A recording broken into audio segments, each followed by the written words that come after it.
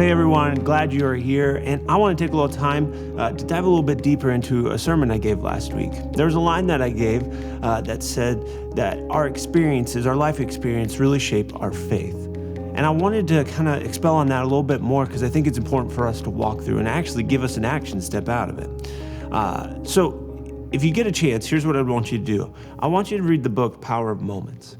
It's by Chip and Dan Heath, and what they talk about is just how moments in our lives have the power to move us and guide us in such incredible ways.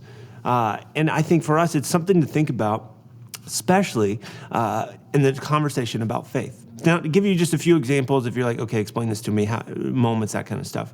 So I'm just going to give you a couple examples from the book. So one, there's a wonderful Cherokee story about a boy sent out into the woods as part of his coming-of-age ritual. Accompanied by his father, he is blindfolded and led deep into the woods. At one point, the father halts the boy and instructs him to sit on a boulder or tree stump. The boy is instructed to leave the blindfold on throughout the night, not to call out or cry for help, not to peek, not to wander away. Then the father tells the boy he is leaving. Night falls and the boy is overwhelmed at the sounds coming out of the woods. He is frightened, but he does not remove the blindfold. He does not cry. He does not peek or move. At daylight, the boy removes the blindfold with relief, only to see his father sitting nearby on another stump. He's been there all night. Now, this was kind of a coming-of-age moment, and I'm not saying we should start this, but I think we could see the power in it.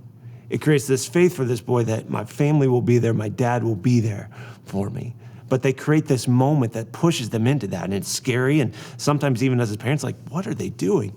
But it's something that they did. Another story that they gave, and this was about a school who was having a tough time getting people to finish high school and get a graduation. It's just the neighborhood dynamics and just where they were at.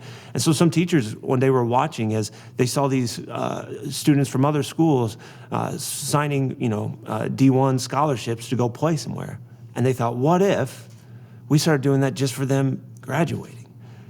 And so they started to create this moment to where those who graduated would get this moment to where they would say, and they'd show even some of the colors if they're moving on to another school, and their parents got to celebrate with them.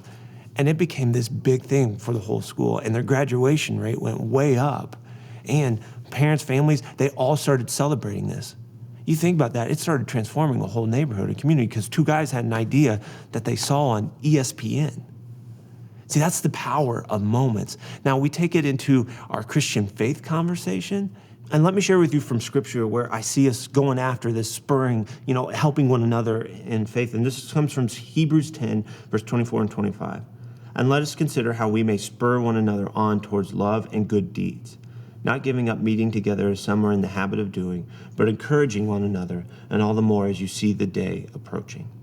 We're called as Christians to spur one another on, and part of that, to me, is like we got to help each other in our own walks, our own faith journey.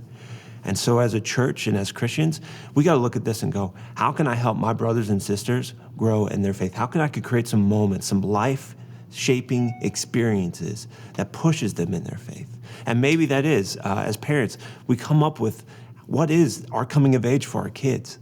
What moments would we want to create in them that teaches them about trust and love?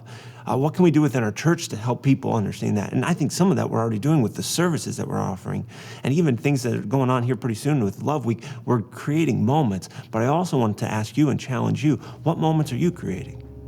How are you doing that for your neighbors? How are you doing that for your family? Let's go after being people that actually practice that verse where we're spurring people on towards a deeper faith with Jesus. So I challenge you, how will you spur someone's faith on today?